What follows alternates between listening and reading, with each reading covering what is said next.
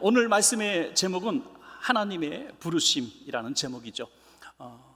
지금은 조금 그런 인력 시장이 눈에 띄지 않습니다만은 전에 보면은 동대문 시장, 남대문 시장 이런 데 가면은 지객분들이 이렇게 아침에 나와 서서 기다리고 있습니다. 또 아무런 재능도 없지만은 그래도 뭐라도 좀 해보고자 맨몸 가지고 나온 그런 사람들이 참 많았습니다. 제발 좀 저를 좀 써주십시오. 그러면 차가 와서 트럭에도 싣고 가고, 그래서 하루 일당을 주는 그런 인력 시장들이 곳곳에 있었습니다.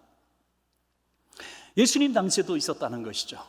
특별히 포도원을 경영하는 포도원 주인들이 이른 아침에 가서 일하려고 모여 있는 사람들을 이제 뽑습니다.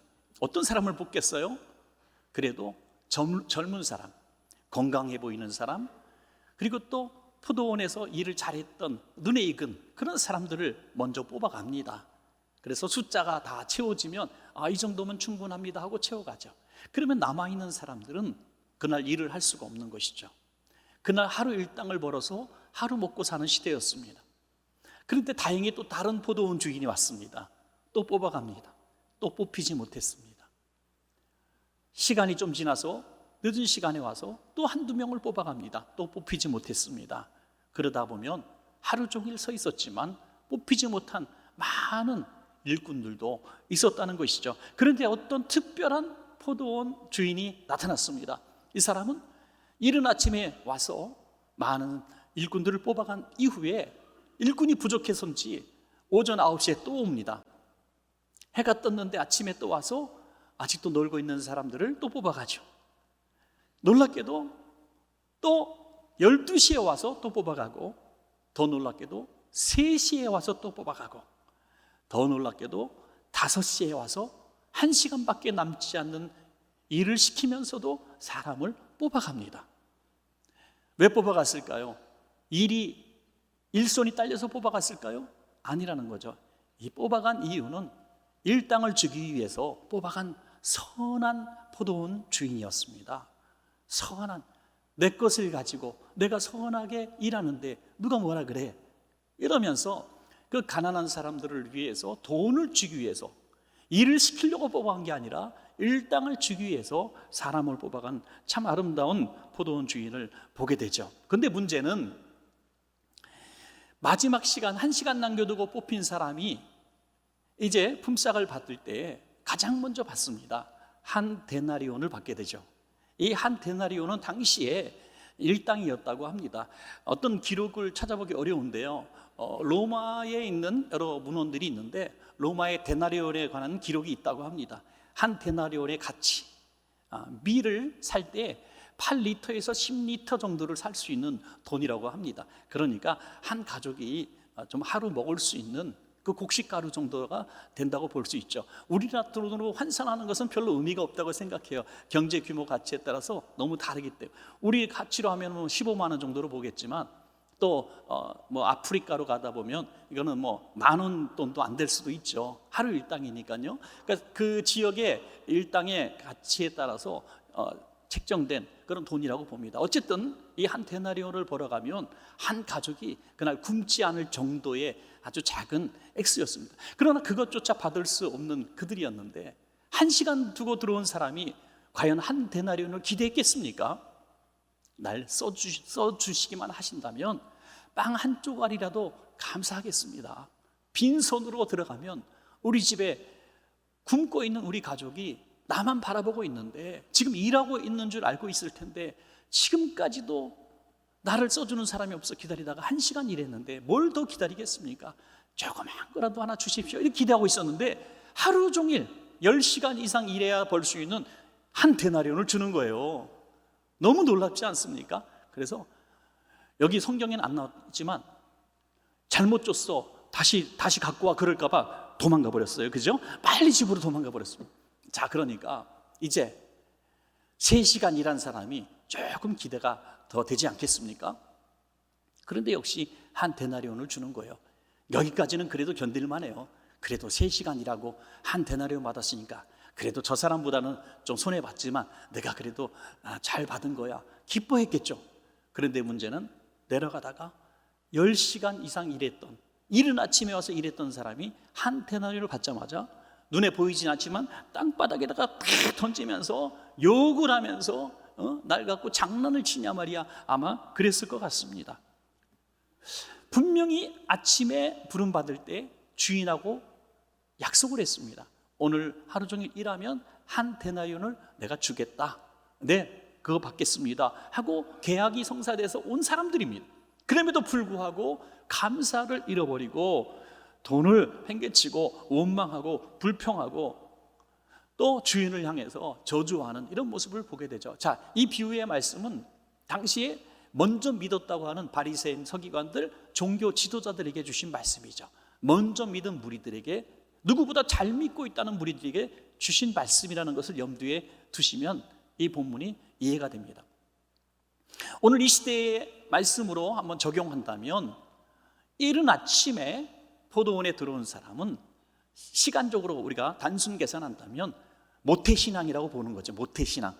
모태신앙이 못된 신앙이라고 그러는 분도 있는데 절대 못되지 않습니다. 예, 그럼 모태신앙은 정말 복받은 사람들이라고 저는 생각을 합니다. 태어나 보니까 부모님이 예수님을 믿는 거예요. 태어나 보니까 자기하고 상의도 없이, 그죠? 먼저 예수님을 믿고 강제로 교회로 끌고 갑니다. 전복이 때 나는 원치도 않는데 유아세례 시키고 말이죠, 그죠? 그냥 어릴 때 교회 나가지 않으면 혼나고 말이에요. 막 이러면서 어릴 때부터 교회 다닙니다. 그래서 동영상 가끔 올린 거 보면 3살짜리가 두 손 들고 주여 삼창하고 집에서 기도하는 장면도 올립니다. 그 모태신앙이에요. 그게 그냥 교회는 나가야 되는 걸로 알고, 그냥 교회는 당연히 평생 다녀야 되는 걸로 알고 교회 다니는 사람, 모태신앙입니다. 그런데 어떤 사람은 청소년기에 친구 따라서 교회 왔다가 신앙을 갖게 된 분도 있고요, 여름 수련회 때 뜨겁게 주님을 만나기도 하죠. 청년 시절에 군에서 또 결혼해서 아내나 남편이 믿는 가정이기 때문에 교회에 따라가 주다가 또 신앙에 들어와서 내 믿음을 갖게 된 분이 있고요, 중장년기에 사업의 실패라든지 아주 어려운 질병이라든지 그런 고난 중에 그래도 전도받고 주님 만난 분도 있습니다. 그리고 1시간 남기고 주님 만난 분이 누굽니까? 바로 임종 직전에 그 가족들의 간절한 기도, 또 소원을 들어주시기 위해서 그때 주님을 영접하는 이런 분도 있습니다. 그런데 여러분, 이 비유에 하시는 가장 중요한 본질은 뭡니까? 구원은 같다는 거예요. 구원에는 본질적으로 차이가 없다는 겁니다. 그 영혼의 구원이 다 동일하게 이루어진다는 것입니다. 이것은 구원의 신비입니다. 그래서 여러분들, 오늘 이 시간에 오늘 말씀 내가 참 잘 들었습니다. 오늘부터 교회를 떠났다가 죽기 직전에 와서 내가 예수를 다시 영접하겠습니다, 이러는 생각하셔도 뭐 할 말은 없습니다. 왜? 구원의 본질은 똑같다고 금방 말씀을 드렸기 때문에 앞뒤가 다르면 안 되겠죠. 그러나 여러분 생각해 보십시오. 이 비유를 왜 먼저 믿은 자들에게 하셨을까 하는 것이죠. 구원의 부르심의 주권은 주님 손에 있다는 것을 말씀하고 있는 거예요. 어느 때 누구를 부르시든지 그러니까 주님의 주권이라는 것입니다. 그러면 다른 사람 볼 게 아닙니다. 내가 3시에 왔든 12시에 왔든 1시간 남겨두고 왔든 다른 사람 볼 필요가 없다는 겁니다. 나를 부르신 하나님의 은혜만 보면 되는 것이죠. 내가 구원의 은혜를 먼저 받았으면 정말로 고맙고 감사한 일이죠. 많은 사람 중에 내가 뭐라고 나를 먼저 구원받게 하셨을까? 평생 주님과 동행하는 삶을 살았으면 얼마나 복받은 사람입니까? 중간에 받아도 복받고 마지막 임종 전에 주님을 만났으면 정말 너무너무 행복하고 너무너무 감격하고, 하나님, 나 같은 사람을 만나주셔서 감사합니다. 큰 눈물과 감격 속에 주님 만날 수도 있는 겁니다.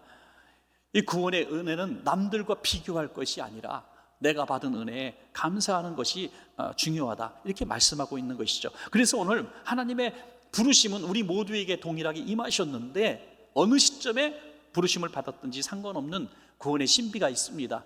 첫 번째로, 하나님의 부르심에는 은혜가 있는 줄로 믿습니다. 은혜는 뭡니까? 값 없이 어떤 공로가 차야 내가 너 이제 불러줄게 하는 것이 아니라는 거죠. 전혀 예상치 못한 시간에, 또 내가 기대하지도 않은 그때에 하나님은 불현듯이 우리를 찾아와 주셨고 우리를 불러주셨습니다. 어떤 순간에는 가장 처참하고 가장 죄악된 모습 속에서, 가장 실패자의 모습 속에서도 하나님은 부르셨다고 하는 것이죠. 그래서 우리는 주님께서 포도원으로 우리를 불러주시고 교회라는 공동체로 또 가정이라는 공동체로 불러주셨을 때 하나님이 나를 통해서 뭔가 쓰시려고, 또 나를 통해서 뭔가 하나님이 부려먹으려고 부르셨다는 생각을 내려놓아야 합니다. 1시간 남겨놓고 부르셨다는 건 무슨 의미입니까? 일 시키려고 부른 게 아니라 불쌍해서 그 하루에 생활비를 주시기 위해서, 먹거리를 사게 하기 위해서 국리력 있는 마음으로 부르셨다는 거예요. 하나님이 우리를 부르신 모든 부르심은 우리를 쓰시려고, 우리를 사용해 먹으려고 부르신 게 아니라 우리를 구원하시려고 부르신 줄로 믿습니다, 여러분. 그러므로 포도원에 일찍 들어온 사람도 자랑할 것 없고요, 늦게 들어왔다고 가슴치고 후회할 일, 섭섭해할 일도 없는 겁니다.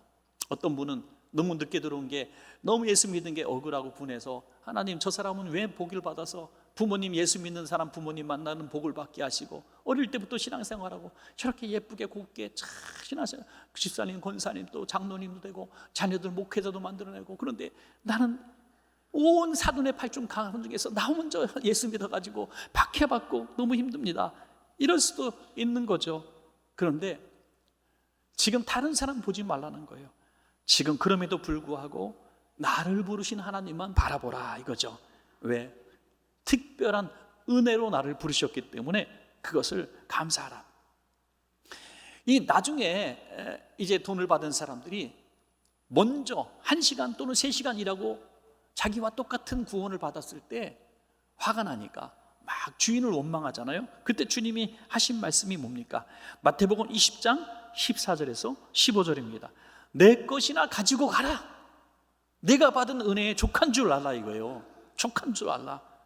나중은 이 사람에게 내가 너와 같이 주는 것이 내 뜻이니라. 내 것을 가지고 내 뜻대로 할 것이 아니냐. 내가 선함으로 내가 악하게 보느냐.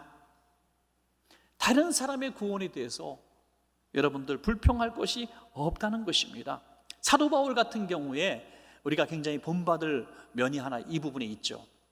사도 바울은 스스로도 이렇게 얘기합니다. 나는 어떤 사도보다 더 열심히 더 많은 일을 했다고 스스로 어떻게 보면 자화자찬하는 것처럼 보입니다. 그런데 이 말씀으로 끝났다면 야, 자기 자랑 진짜 많이 하는구나 이렇게 생각할지도 모르겠어요. 그럼에도 불구하고 반박할 수가 없어요. 왜냐하면 진짜 그렇게 했기 때문에.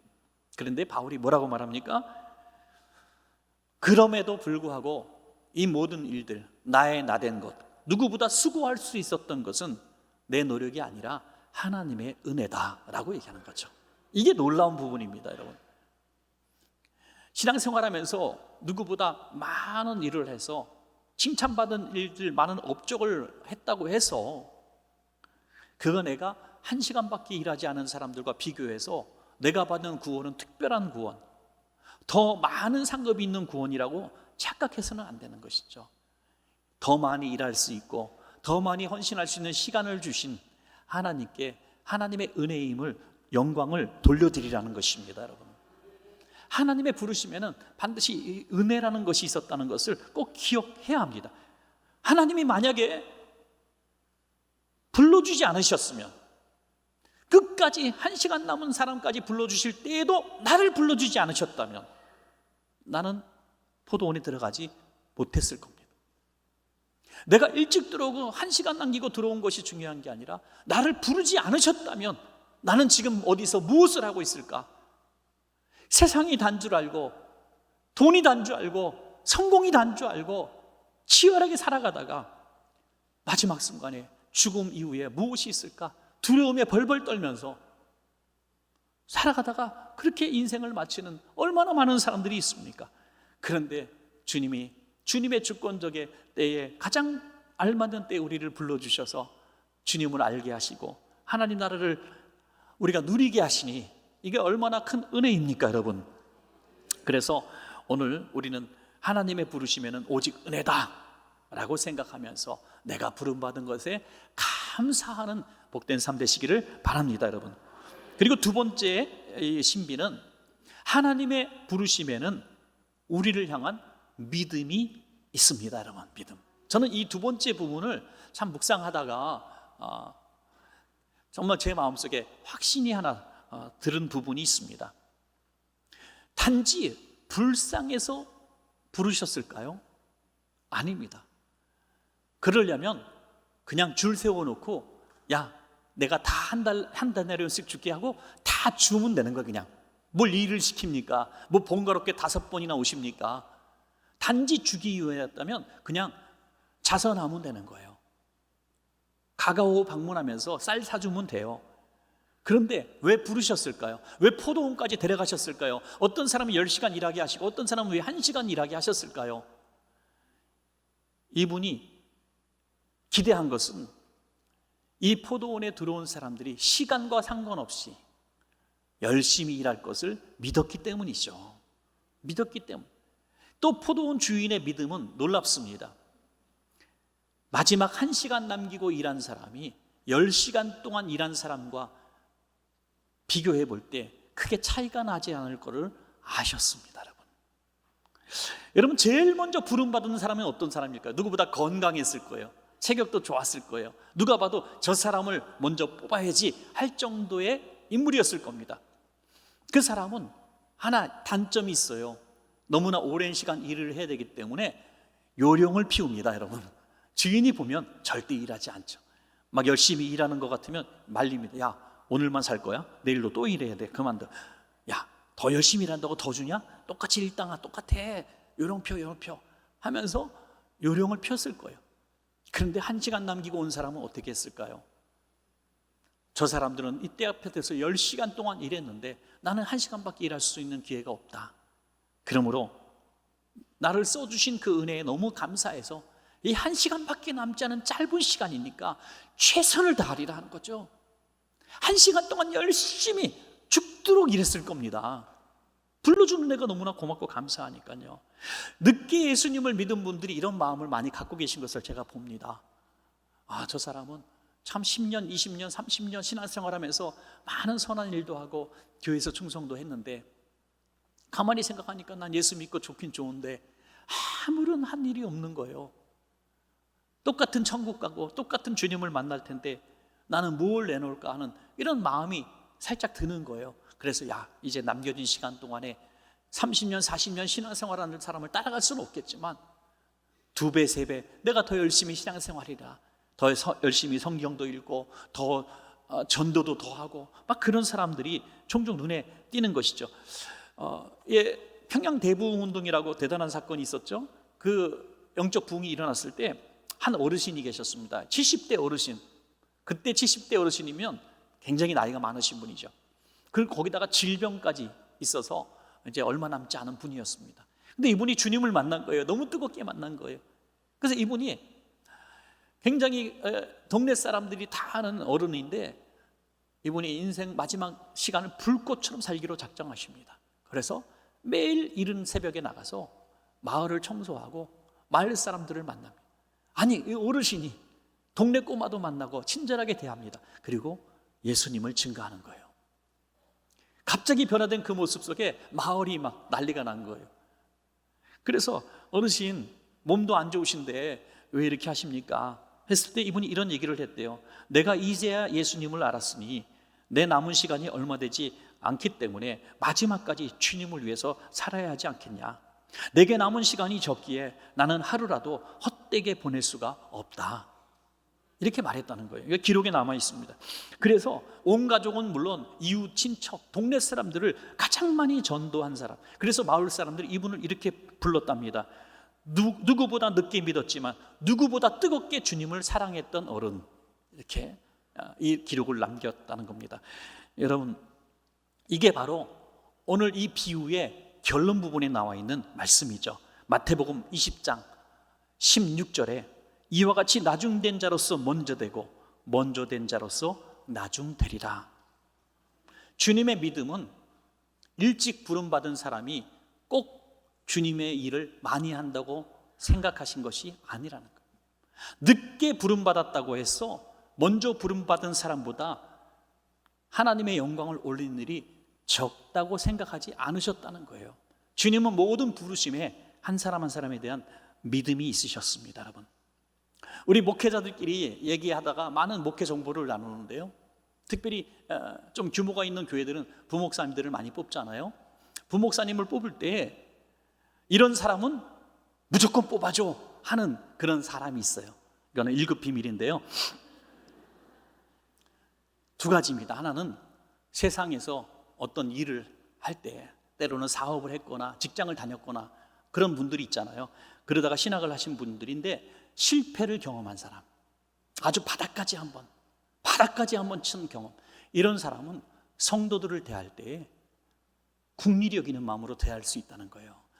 겸손한 마음으로. 많이 아파본 사람은요, 아픈 사람을 생각할 때 눈물을 흘리고요, 사업에 실패해 본 경험이 있는 그런 목사님들은 사업에 실패하고 고난당하는 성도를 찾아가면 눈물이 나는 겁니다. 또 가정에 아픔이 있는 사람들은 가정에 아픔이 있는 식구들을 찾아가면 내 가정 생각해서 슬픔, 눈물이 나는 거죠. 일찍 고아가 된 사람은 일찍 고아된 성도들을 찾아가면 눈물이 나는 겁니다. 이 사람 무조건 뽑으라는 거예요. 또 하나는요, 개척했다가 실패하고 쫄딱 망한 사람 뽑으라는 거예요. 개척 처음 할 때는요, 야, 이거 뭐 대단한 것처럼 자기가 생각해요. 금방 몇백 명 될 줄 알아요. 다 온누리교회, 사랑의 교회, 여의도 순복교회 발바닥에 깔고 시작을 합니다.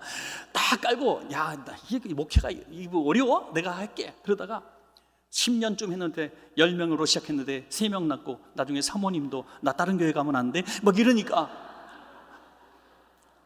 문 접자, 문 닫자 하고, 이 개척에 실패하면요 아무 데도 못 갑니다. 세상 일을 하다 실업자가 되면요, 그래도 뭐라도 해보는데 목회의 실업자가 되면요 갈 데가 없어요. 다시 부목사로 가기 너무 수치스러운 거예요.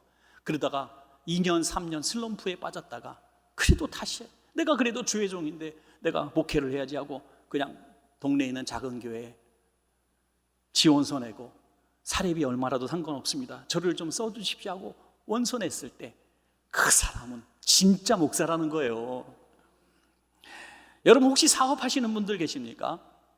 혹시 이런 마음으로 국률을 한번 베푸면 어떨까요? 어차피 직원 10명도 뽑고 20명도 뽑고 100명도 뽑는다면 누가 봐도 1등, 2등, 3등 뽑고 싶고 탐내고 싶은 사람 물론 뽑겠지만 그 중에 한두 명이라도 뭐 아주 못난 사람은 뽑을 필요 없고요, 비슷비슷하고 조금 부족하지만 그래도 딴 데서 많이 떨어진 사람 하나 뽑아주면 어떨까요? 여러분, 요즘 청년들 100번 떨어지고 200번 떨어진 청년들이 있어요. 어디 보면 뭐 부족한 것도 없는데 스펙이 부족한 거죠. 경력이 부족한 거죠. 뭐 인물이 또 외모가 또 컴플렉스가, 신체적인 컴플렉스가 있을 수도 있어요. 그런 사람 하나 한번 뽑아주면 어떨까요? 그러면 이 친구는 의아하게 생각할 거예요. 저랑 같이 시험 본 사람, 저보다 대단한 스펙, 좋은 학교, 대단한 경력자들이 있었는데 왜 저를 뽑았는지 궁금할 거예요. 그럴 때 멘트 한 방 딱 날리는 거예요. 예. 네가 절박해서 내가 뽑아줬다. 네가 절박해서 뽑아줬다. 다른 놈들 보니까 1년 다니다가 금방 다 갈 놈들이야. 하지만 너는 우리 회사에 생명 바칠 것 같아서 뽑아줬다. 그러면 일은 배우면 되는 거 아니겠어요? 그 회사에 뼈가 아니라 빼를 묻을 위대한 인물이 거기서 나오는 겁니다.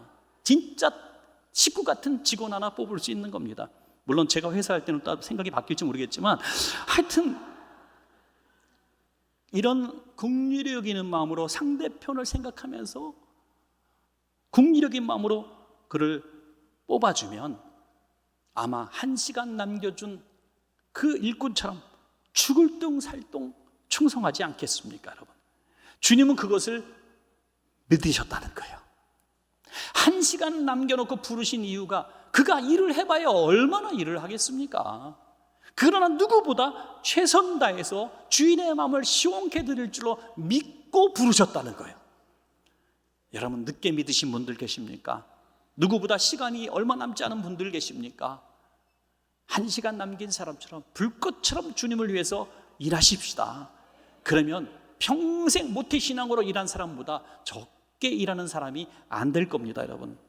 마지막 세 번째는 하나님의 부르심에는 우리에게 주신 분명한 사명이 있다는 거예요. 사명.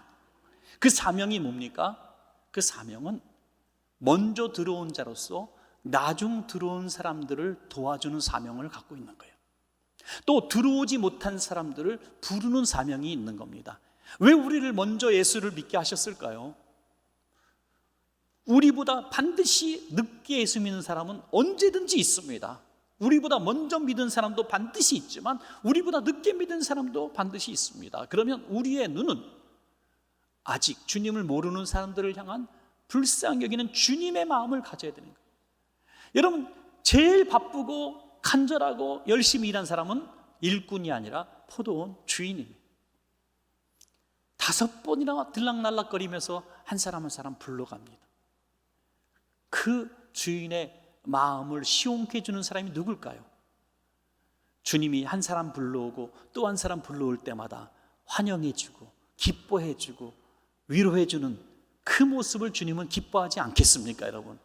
그런데 당시에 바리새인들, 서기관들, 제사장들, 종교 지도자들인 사람이 우리는 흠이 없고 우리는 거룩하고 우리는 날 때부터 금식하고 우리는 날 때부터 율법을 지켰고 저 이방과 세리인 같지 않습니다. 죄인들 같지 않습니다. 저들은 구원받을 수 없습니다. 이런 소리는 하고 있으니까 주님이 이 비유를 말씀하신 거예요. 2 아들이 있었습니다. 2 아들 중에 한 아들은 그냥 겉으로 볼 때는 그냥 착한 아들, 누가 봐도 듬직한 큰 아들이었어요. 늘 아버지 곁에서 아버지 일을 도왔습니다. 그런데 둘째 아들은 놀기 좋아하고 사고치기 좋아하는 사고뭉치예요. 아버지 재산 가지고 멀리 갔다가 다 망하고 빈털털이 거지꼴이 돼서 돌아왔습니다. 그런데 이 둘째 아들 거지꼴 돼서 들어온 아들을 위해서 아버지가 손을 잡고 잔치를 열어주는 거니까 눈이 획 돌아버린 거예요. 이제 아니 아버지 저는 평생 아버지 말씀에 불순종한 적도 없고 아버지한테 재산을 손에 입힌 적도 없고 열심히 아버지 곁에서 아버지를 도왔는데 저를 위해서, 친구들을 위해서 뭐 짐승 한 마리, 뭐 양 한 마리 잡은 적이 있습니까? 그런데 저 망나니 같은 둘째 아들 돌아왔다고 뭘 이쁘다고 소까지 잡습니까? 지금 이거예요. 먼저 예수 믿고 누구보다 열심히 교회에서 충성하고 이러면 하나님께서 우리 가정과 우리 자녀들에게 큰 복을 주실 줄로 기대하고 사업도 잘 될 줄로 믿고 건강해질 줄로 믿고 천국의 상급도 클 줄로 믿고 정말 30년 40년 길게 신앙생활을 열심히 해왔는데 아니 가만히 보니까 예수 엊그제 믿은 사람이 나보다 잘 되고 있네요. 눈이 획 돌아가는 거예요. 예. 하나님 저한테 너무 섭섭합니다. 예? 너무 섭섭합니다.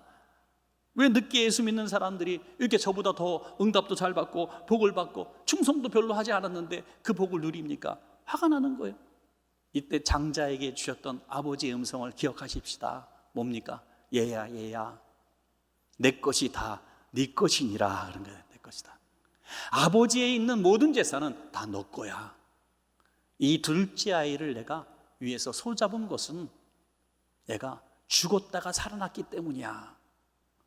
너도 내 동생을 불쌍히 여길 줄 알아야 한다 하는 거죠. 불쌍히 여길 줄.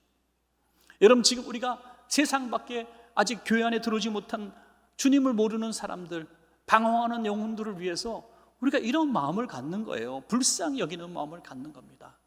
그분들을 초청하고 위로하고 섬기는 일에 최선을 다해야 할 것은 바로 먼저 믿은 사람들의 이 의무라고 할 수가 있어요. 그런데 철부지 이 아들 같은 먼저 예수 믿은 이 제사장 같은 사람들이 교회 안에도 지금도 너무나 많습니다. 어떤 분은 신앙생활 한 30년 그냥 열심히 개척교회 때부터 교회가 규모가 클 때까지 목사님 좌우편에 서서 목사님 도와드리면서 열심히 교회를 성장시켰어요. 그런데 어느 날 보니까 칭찬이 없어요. 자기한테 칭찬도 안 해. 책망만 해. 그런데 새신자가 나와서 조금 뭐 하니까 막 강단에서 칭찬하셔. 막 강단에서. 그래서 어느 날 결심합니다. 내가 목사님의 칭찬을 받는 비결은 새신자가 되는 방법밖에 없구나 해서 다른 교회로 옮기는 거죠. 여러분 얼마나 어리석습니까? 다 내 건데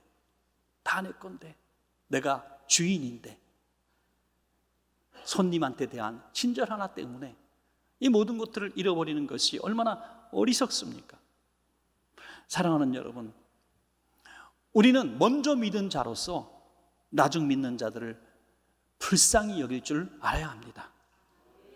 그리고 그분들을 위해서 우리의 마음과 눈이 있어야 합니다. 이를테면 이렇게 하는 거예요. 주인님, 지금이라도 늦게라도 저 친구 불러주셔서 너무 고맙습니다. 저와 똑같은 상급, 똑같은 구원을 주십시오.